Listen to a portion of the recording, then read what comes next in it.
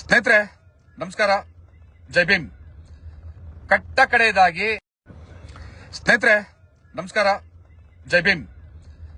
ಕಟ್ಟ ಕಡೆಯದಾಗಿ ಈ ನವೆಂಬರ್ 11ನೇ ತಾರೀಕು ಅಂದ್ರೆ ಇದ ಕೇವಲ 3 ದಿವಸ ಇದೆ.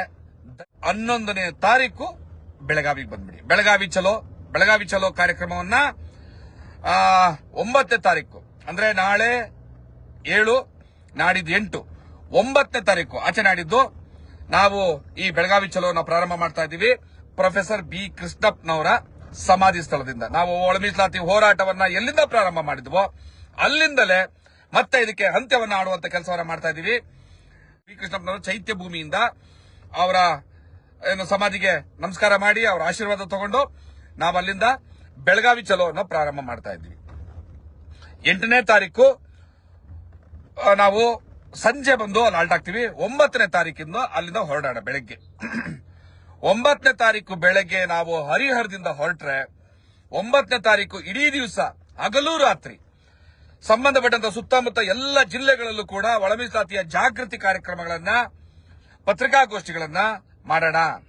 10ನೇ ತಾರೀಕು ಧಾರವಾಡ, ಹುಬ್ಳಿ ಮತ್ತೆ ಬೆಳಗಾವಿ ಜಿಲ್ಲೆಯ ಸುತ್ತಮುತ್ತ ಏನು ತಾಲೂಕುಗಳಿದಾವೆ ಎಲ್ಲ ತಾಲೂಕುಗಳಲ್ಲಿ ನಾವು ಜಾಗೃತಿ ಕಾರ್ಯಕ್ರಮವನ್ನು ಮಾಡೋಣ.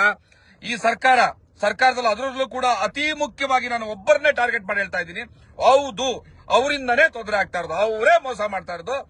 That is none other than H C Mahadevappa.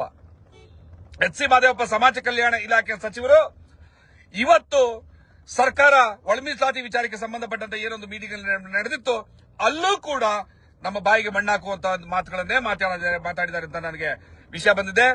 ಅಲ್ಲೂ ಕೂಡ ಏನೋ ಬಡ್ತಿ ಕೊಡಬಾರ್ದು ಅನ್ನೋದು ಕೊಕ್ಕಿ ಹಾಕುವಂತಹ ಮಾತುಗಳನ್ನೇ ಮಾತಾಡಿದ್ದಾರೆ ಅಂತ ನನಗೆ ಕಂಡು ಬಂದಿದೆ. ನನಗೆ ಇನ್ನ ಸಹಿಸೋದಕ್ಕೆ ಸಾಧ್ಯ ಆಗೋದಿಲ್ಲ. ನಾನು ಇಲ್ಲಿವರೆಗೂ ಕೂಡ ಏನು ಟೀಕೆ ಮಾಡ್ಕೊಂಡು ಬಂದಿದ್ದೆ KH ಮುನಿಯಪ್ಪನವ್ರನ್ನ, ಇವತ್ತು ಬಹಳ ಪ್ರಾಮಾಣಿಕವಾಗಿ ಅವರು ಬಡ್ತಿ ವಿಚಾರದಲ್ಲಿ ಏನು ಒತ್ತಾಯವನ್ನು ತಂದ್ರು ಕೂಡ ಇಲ್ಲ, ಅದಕ್ಕೆ ಕಾನೂನು ತೊಡಕಿದೆ, ಅದಿದೆ ಇದಿದೆ ಮಣ್ಣು ಮಸಿ ಏನೇನೋ ಇಲ್ಲದೆ ಇರುವಂತಹ ಕುಂಟು ನೆಪಗಳನ್ನ ಹೇಳಿದ್ದಾರೆ ಎಚ್ ಸಿ ಮಹದೇವಪ್ಪ ಅನ್ನುವಂಥ ವಿಚಾರ ನನಗೆ ಬಲ್ಲ ಮೂಲಗಳಿಂದ ನನಗೆ ಗೊತ್ತಾಗಿರುವಂತಹ ವಿಚಾರ. ಸತ್ಯನಾ ಸುಳ್ಳ ನನಗೆ ಗೊತ್ತಿಲ್ಲ. ಅದು ಸುಳ್ಳೇ ಆಗಿದ್ರೆ ಬಡ್ತಿ ಮೀಸಲಾತಿಯಲ್ಲೂ ಕೂಡ ಸಮಾಜ ಕಲ್ಯಾಣ ಇಲಾಖೆ ತನ್ನ ಕೈ ಚಳಕವನ್ನ ತೋರಿಸದೆ ಆರ್ಡರ್ ಮಾಡಿಸ್ಲಿ. ನಾನು ತಪ್ಪ ನನಗೆ ಬಂದಿದ್ದು ಸುಳ್ಳು ಮಾಹಿತಿ ಅಂತ ನಾನು ಒಪ್ಕೊಂಡ್ಬಿಡ್ತೀನಿ.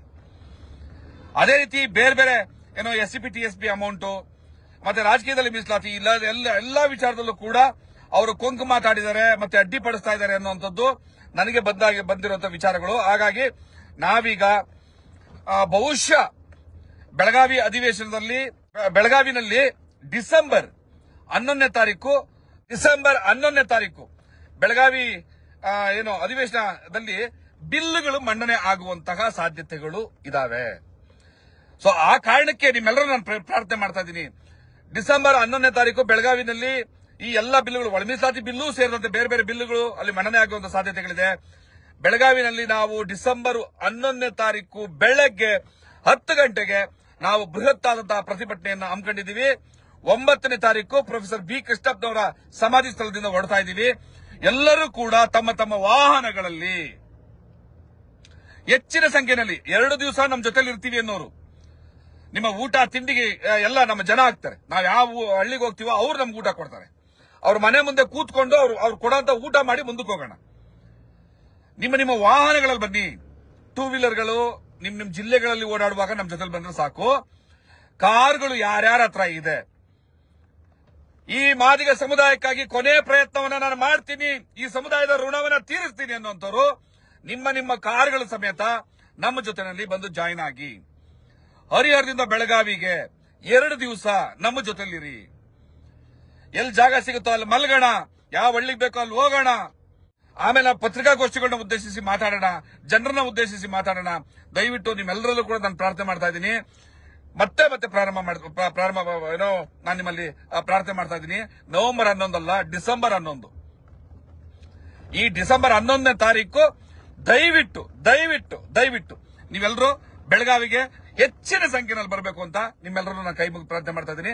9ನೇ ತಾರೀಕು ಹರಿಹರದಿಂದ ಏನು ಪ್ರಾರಂಭ ಮಾಡ್ತಾ ಇದ್ದೀವಿ ನಮ್ಮ ಈ ಯಾತ್ರೆಯನ್ನ, ಹರಿಹರದಿಂದ ಪ್ರಾರಂಭ ಮಾಡುವಂತಹ ಯಾತ್ರೆಯಲ್ಲಿ 9, 10, 11 ಬೆಳಗಾವಿಗೆ ಹೋಗೋದು 11ನೇ ತಾರೀಕು, 9 ಮತ್ತು 10 ಎಲ್ಲ ಜಿಲ್ಲೆಗಳನ್ನ ಸುತ್ತೋಣ ನಮ್ಮ ಕಾರ್ಗಳಲ್ಲಿ, ನಮ್ಮ ವಾಹನಗಳಲ್ಲಿ.